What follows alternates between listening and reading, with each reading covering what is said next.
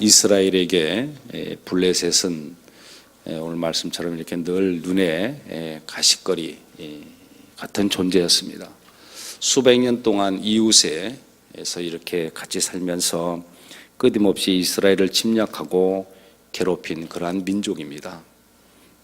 그런데 문제는 이들 블레셋이 굉장히 힘이 센 그러한 나라였다는 겁니다.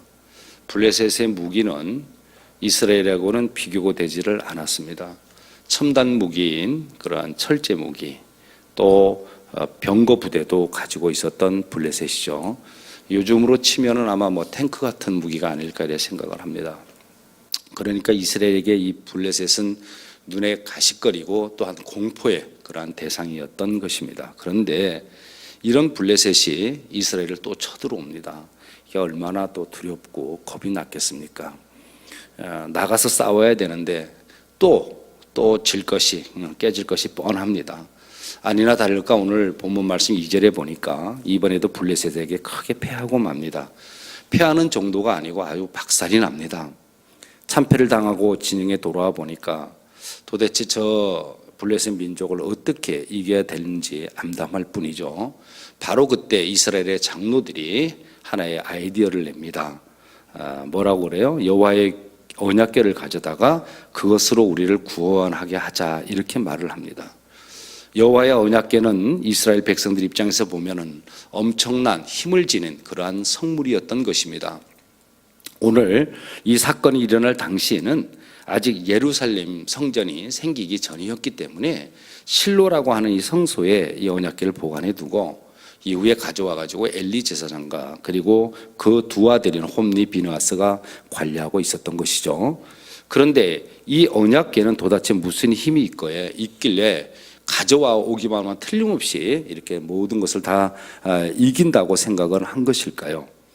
우선 이 언약궤라고 하는 것은 하나님의 영광이 임하는 그러한 자리였기 때문에 죄인인 인간이 그 언약궤를 만지게 되면 성경에서 기록된 대로 즉시 이렇게 죽게 되는 겁니다. 그래서 움직일 때도 사람이 들고 가지를 못하고 금고리 4개를 이렇게 양쪽으로 궤를 꿰어서 그래서 들고 갔던 것입니다. 실제로 나중에 웃사라고 하는 사람이 언약궤를 실어 나르는 그러한 수레에 있는 소가 뛰어가지고 이 언약궤가 떨어질까봐 손으로 그거를 붙들었다가 즉사하는 그러한 사건이 있었고요. 언약궤를 이게 뭐가 들었는지 함부로 들여다보다가 베세메스 사람들이 5만 70명이나 되는 사람들이 죽는 사건도 일어났었습니다. 그러니 이스라엘 사람들은 이 언약궤를 들고 오기만 해도 아마 사나운 저 블레셋 사람들을 싹 쓸어버릴 수 있을 것이다 이렇게 기대했는지도 모르겠습니다. 실제로 이 언약궤를 블레셋에게 빼앗기게 되는데 전리품으로 이 블레셋이 가져갔죠. 근데 가져갔는데 그 언약궤가 가는 곳마다 도시마다 독한 병이 돌게 되죠. 그리고 수많은 사람들이 죽어가는 재앙이 임하게 됩니다. 그만큼 이 언약궤는 사람들의 상상도 못할 그러한 무서운 힘과 능력이 있었던 것입니다. 아마 당시에 이스라엘 이 백성들도 그 언약궤에 대한 힘을 알고 이용하려는 마음이 들었던 모양입니다. 하지만 결과는 어떻게 됐습니까? 오늘 본문 10절과 11절에 보니까 이스라엘 백성들이 다시 한번 그 언약궤를 앞세워 가지고 보부도당당하게 블레셋과의 전쟁에 나갔죠. 그런데 오히려 이전보다 더 크게 패하고 수많은 병사들이 모두 다 죽게 되고 언약궤를 들고 왔던 엘리 제사장의 두 아들 홈니 비느하스도 죽고 그 언약궤는 블레셋에게 빼앗기고 마는 참담한 그러한 결과를 맞이하게 됩니다. 여러분, 도대체 이런 일이 왜 벌어졌을까요? 하나님이 도와주시기만 하면 아무리 무서운 적이라도 반드시 이기는데 왜 졌겠냐 그 말입니다. 바로 생각이 틀렸기 때문입니다. 이스라엘의 전쟁은 무기나 군인들의 숫자에 의한 것이 아니라 하나님이 도와주시느냐 그렇지 않느냐에 따라서 승패가 결정되기 때문에 다른 나라의 전쟁하고는 많이 달랐던 것입니다. 그래서 이스라엘 백성들은 하나님의 이름을 부를 때 보면 만군의 여호와라고 이렇게 부릅니다. 만군의 여호와. 승자는 오직 만군의 여호와 하나님 손에 달렸다는 뜻입니다. 여기까지는 분명히 맞습니다. 그 말이 확실하고요. 그런데 지금 이스라엘 백성들은 만군의 여호와 하나님의 능력에 의지하지 아니하고 이 언약궤의 능력을 의지했던 것이 문제였습니다. 그래서 3절에 나오는 말씀처럼 그것으로 우리를 구원하자, 그렇게 이야기를 합니다. 그것으로 우리를 구원하자. 잘 기억하십시오. 언약궤 자체에 무슨 능력이나 힘이 있는 것이 아니죠. 그 언약궤 위에 임하는 하나님의 능력이 중요한 것입니다. 그런데 이스라엘의 백성들은 지금 크게 착각을 합니다. 하나님의 능력이 아닌 언약궤 자체를 의지하려고 했던 것입니다. 언약궤가 무슨 부적처럼 이렇게 생각을 했던 것이죠. 사랑하는 여러분, 우리 주변을 살펴볼 것 같으면 이러한 우상이 널려 있음을 우리는 보게 됩니다. 무슨 말이냐? 부적처럼 이것이 내가 가지고 있으면 이것이 나를 지켜주고 이것이 나를 도와준다고 믿는 것, 그거 말입니다. 어떤 분들은 주일 성수나 예배를 열심히 드리는 것이 나를 지켜준다고 생각을 합니다. 하지만 우상입니다. 왜 그러냐? 물론 주일 성수하고 예배 드리는 거 당연히 중요하죠. 그렇다고 그 행위가 나를 지켜주는 것이 아니기 때문입니다. 주일날 교회에 와서 하나님을 만나 예배할 때 우리 하나님께서 기뻐하셔서 나를 도와주시는 것이지 내가 예배를 빠지지 않았다는 그 행위 자체가 무슨 효험이 있겠냐, 그 말입니다. 큰 착각입니다. 어떤 분들은 헌금, 봉사, 선행이 나를 돕는다고 생각하지만 분명히 아닙니다. 헌금도 봉사도 선행도 그 자체가 무슨 능력을 갖는다거나 나에게 복을 주는 것이 아닙니다. 헌금이나 봉사가 우리 하나님을 기쁘시게 할 때 복도 능력도 나에게 주어지는 것입니다. 어떤 분들은 아예 교회 다니는 것, 신앙 자체가 나를 지켜주는 부적처럼 여기는 분들 계십니다. 교회 다니고 예수 믿으면 당연히 복받고 소원이 이루어진다고 생각하는데요, 그것 아닙니다. 전형적인 기복신앙이다, 그 말입니다. 불교나 다른 종교는 분명 그런 면이 있습니다. 하지만 기독교는 그런 신앙이 아닙니다. 물론 교회에 처음 나온 초신자는 그런 생각할 수도 있습니다. 실제로 교회에 우리가 전도하기 위해서 그렇게 하죠. 교회 나오세요, 교회 나오면 복 받아요 하면서 전도하지만 교회 오래 다니고도 이런 생각에서 여전히 벗어나지 못한다면 큰 문제다, 그 말입니다. 나아가 이보다 더 무서운 우상이 뭐냐? 하나님의 언약궤를 마음대로 꺼내 쓰고 필요할 때 내가 가져다가 쓸 수 있는 존재로 이해하는 나 중심의 신앙, 그거 큰 문제입니다.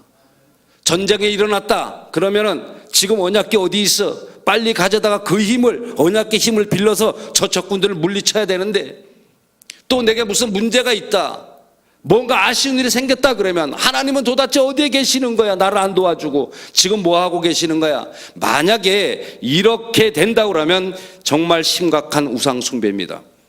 사랑하는 여러분, 기억하십시오. 언약궤의 우상이 무엇입니까? 그것은 만군의 하나님을, 나를 위해서 존재하는 하나님, 나를 돕기 위해서 존재하는 하나님으로 전락시키는 것입니다. 오늘 우리는 이런 우상이 우상 같게 이렇게 같지 않게 보일지는 모르겠지만 우리의 신앙의 본질을 파괴하는 무서운 우상들이다.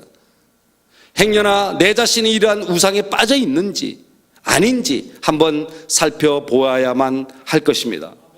모세가 미디안 광야에서 목동으로 살다가 떨기나무에 임하신 하나님을 만납니다. 그런데 그때 모세가 이런 질문을 하나님께 하죠. 하나님, 이스라엘 저 백성들이 저에게 내가 만난 하나님이 그 이름이 뭐냐? 네가 만났던 하나님이 이름이 뭐냐? 그리고 나에게 물은다면은 제가 뭐라고 대답을 해야 됩니까? 그렇게 좀 이야기를 합니다. 물어보죠. 생뚱맞은 질문인지 모르겠습니다. 그런데요, 그 당시에는 그게 당연한 질문이었습니다. 이 당시에는 애굽이나 모든 중동의 신들은 전부 다 이름이 있었습니다. 물론 그 이름 사람들이 붙인 거죠. 그래서 신마다 이름이 다 있었는데 신들 중에서 왕은 엘신, 엘신의 와이프는 아세라신, 비와 풍요를 가져다 주는 것은 뭐예요? 바알. 이렇게 세상 모든 것마다 주관하는 신이 따로 있고 이름이 따로 있어가지고 사람들은 필요할 때마다 그 신을 찾아가 제사 드리고 예배하면 되는 그런 시스템이었습니다. 농사를 지을 때는 농사를 주관하는 신을 부르면 되고, 비가 필요할 때는 비를 내려주는 신을 갖다 부르면 그만이었습니다. 이것이 고대 중동의 우상 숭배의 전형적인 모습입니다. 모세는 그런 생각에서 하나님의 이름을 물은 것이에요. 그런데 하나님은 그렇게 묻는 모세를 향해서 뭐라고 대답합니까? 출애굽기 3장 14절 말씀에 하나님이 이렇게 말씀합니다. 나는 스스로 있는 자다. 나는 스스로 있는 자니라. 놀라운 말씀입니다. 나는 너희가 생각하는 그런 신들처럼 너희들이 필요하게 되면 만들어내고 너희들이 필요하면 찾는 그런 신이 아니라는 겁니다. 그런 종교는 뭡니까? 우상 숭배라는 겁니다. 하나님은 스스로 존재하시는 그런 분이라는 뜻입니다. 누가 만들어낸 것도 아니고 또 내가 필요로 하든 말든 상관없이 하나님은 존재하시고 심지어 내가 세상에 존재하지 않더라도 하나님은 여전히 살아계신다, 그런 뜻입니다. 그러니 그 스스로 존재하는 크고 위대한 하나님을 내가 필요할 때만 나타내는 그러한 부적이나 언약궤의 우상으로 우리 하나님을 전락시키지 말라는 것입니다. 하나님이 나를 위해 존재하는 것이 아니라 내가 하나님을 위해서 존재한다는 이 사실을 깨달으라는 겁니다. 사랑하는 여러분, 사람의 제일 되는 목적이 무엇입니까? 하나님을 영화롭게 하는 겁니다. 그리고 영원토록 그를 즐겁게 하는 것이라는 이 사실 하나만 이 새벽에 반드시 좀 기억하신다면 하나님을 기쁘시게 할 믿음의 사람들이 다 될 줄로 믿습니다.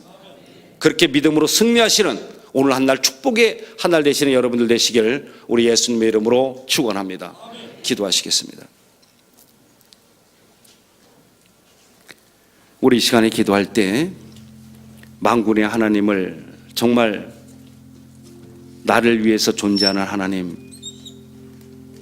나를 돕기 위해 존재하는 하나님으로 전락시키고 있는 것은 아닌지 자신 한번 돌아보는 그런 시간 됐으면 좋겠습니다. 신앙의 본질을 파괴하는 우상 숭배의 행위는 내가 하고 있지 않는지, 내 자신이 필요할 때만 찾는 하나님이 아닌지, 내가 필요할 때만 나타내는 부적이나 언약궤의 우상으로 하나님을 전락시키고 있는지는 않는 것인지 한번 돌아보았으면 좋겠습니다.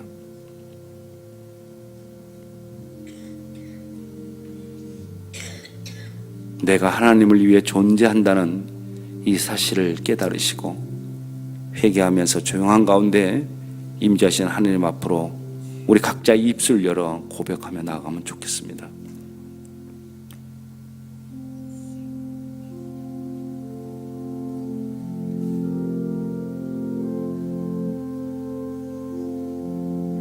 하나님, 오늘 말씀처럼 이스라엘의 어리석음이 정말 나의 어리석음으로 다가오지 않게 하옵소서. 하나님을 의지하는 것이 아니라 언약궤를 의지하는 부적신앙의 모습을 용서하여 주옵소서. 주어진 인생길에서 우리가 승리할 수 있는 것은 오직 만군의 여호와 하나님의 손에 달려있음을 고백하게 하옵소서. 우리 인생길 위에 임하시는 하나님의 능력을 의지하는 우리 모두 되게 하여 주옵소서. 진정 승리하는 우리 모두 되게 하여 주옵소서. 우리 이 새벽에 계속해서 기도할 때 제일 먼저 우리 교회를 위해서 기도합시다. 우리 교회 위에 비전을 주시고 하나님께서 주신 정말 그 학교, 우리는 수없는 기도, 매시마다 때마다 기도하고 있는데 학교 건설 허락하신 하나님께 감사드렸으면 좋겠습니다. 안전하게 공사가 이루어질 수 있도록, 어느 것 하나 부족함이 없도록 채워지도록, 정말 내가 중앙의 성도로서 책임을 다해 건축을 해야 된다는 굳은 마음을 달라고 그렇게 기도하시면 좋겠습니다.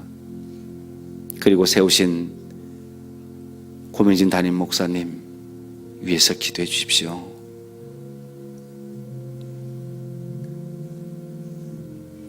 영역을 더하여 주시고 건강함으로 주신 비전 이루게 해달라고 기도해 주십시오. 또한 대한민국을 위해서 기도해 주길 원합니다. 국가적인 위기 속에서 부르짖는 애절한 우리들의 기도 소리를 주님께서 보시고 들으셔서 하나님, 우리 주님이 분노하고 계신 그 마음을 돌려달라고 그렇게 좀 기도해 주십시오. 어지러운 전국이 빠른 시간 내에 안정을 찾을 수 있도록 해달라고 또한 기도해 주시고, 육신의 연약한 가운데 있는 환우들 위해서 기도해 주시길 원합니다. 함께 하시는 우리 주님 한번 부르고, 학교 건축에 진행되는 모든 과정, 담임 목사님의 강건하심, 조국 대한민국 이 땅의 많은 환우분들을 회복을 위해서 통성으로 기도하십니다. 주여! 자비하신 우리 아버지 하나님, 우리를 주의 형상대로 창조하신 하나님인 줄 믿습니다. 오늘 우리를 성령으로 충만하게 하옵소서. 우리의 생각, 아버지의 생각, 모든 것들이 이렇게 하나 되게 해주옵시고, 우리들의 느낌과 감정은 하나님의 것과 동일하게 해주옵시고, 우리의 뜻하는 바가 주님의 뜻에 일치하게 하옵소서. 우리 교회에 과연 그 교회의 비결을 주셨사오니 아버지 하나님, 정말 우리가 한마음 한뜻 돼서 우리의 다음 세대를 하나님의 가치로 가르치는 거룩한 일에 성숙하고 책임 있는 중앙의 성도들 다 되게 하여 주옵소서. 이를 행하며 악한 원수막에 충분하게 역사하여 주시옵소서. 성령의 능력으로 역사하여 주옵소서. 역사의 길이 남을 일에 중앙의 성도로서 내가 먼저 참여하고 책임을 다해 건축해야 된다는 굳은 마음을 아버지 하나님 도와여 주옵소서. 온 교회가 마음이 하나 되고 생각이 하나 되게 하옵소서. 십자가 사랑으로 세하게 하옵소서. 우리 중앙의 모든 가족들을 성령 충만하여 주님 안에서 성숙된 삶을 기쁨과 복을 누리고 내일의 감사를 나누며 새롭게 하는 은혜를 누리게 하여 주옵소서. 우리의 힘이 되시고 환난날에 구원해 주시는 우리 아버지 하나님인 줄 믿습니다. 주님의 피로 씻어주시고 모든 불에서 우리를 깨끗하게 하여 주옵소서. 의롭다 하심을 입은 대로 모든 것들을 바르게 하여 주옵시고, 오 아버지 하나님, 그리스도의 향기를 바라는 우리 모두가 되게 하여 주시옵소서. 오 아버지, 지금 이 시간에 상한 마음으로 아버지 이 새벽에 나와 주님 앞에 머리 조여하는 자들 있습니다. 상한 육체로 실중에 고통 중에 있는 자들 있습니다. 이들을 간과하는 기도를 내는지 마시고 강구한 대로 이 시간에 이루어 주시옵소서.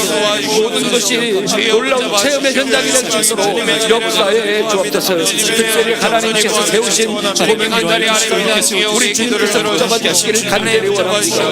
온몸과 영혼을 강건하게 하여 주옵시고, 목사님의 사역을 통해 주님을 닮아가는 귀한 일들이 끊임없이 일어나게 하여 주시옵소서. 아버지 하나님, 이 시대를 끌어나갈 귀한 영적 주문으로 사용해 주시기를 원합니다.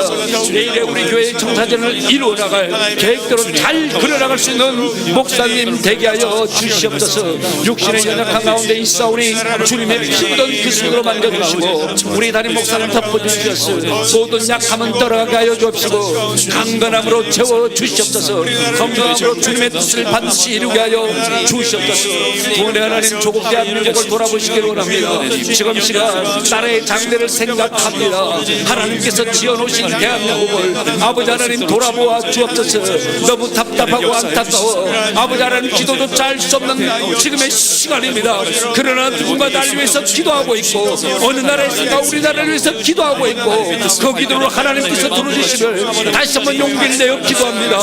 아버지 하나님 도와주시옵소서. 아버지, 정말 아버지여, 서로 회개하게 하시고 사랑과 봉사로 하나님의 마음을 극복하게 하여 주옵소서. 국가적 위기 속에서 부르짖는 애절한 기도 소리를 주님 보시고 들어주시길 원합니다. 주님의 푸른한 마음을 주시옵소서. 진리의 빛이 비춰주시고 어지러운 정국이 빠른 시간에 안정을 찾도록 아버지 은혜 내려 주시옵소서. 신수가 되시는 전능하신 아버지 하나님, 육신의 아픔으로 낙심하고 한성되는 수많은 이 땅의 환우들을 아버지 하나님 돌아보아 주옵소서. 그들에게 말씀으로 소망을 허락해 주시기 바랍니다. 아버지 하나님, 육신의 아픔과 고통 중에 있는 환우들 돌아보시고 주님의 피와는 그러한 광선을 발하여 주시옵소서. 아버지 하나님, 그들로부터 자유함을 더하여 주옵소서. 질병에서 불러나오게 하여 주옵소서. 아버지 하나님, 그 어떤 것 하나 어려움 당치 않도록 그들에게 채워주시는 역사가 있게 하여 주옵소서. 전능하신 하나님,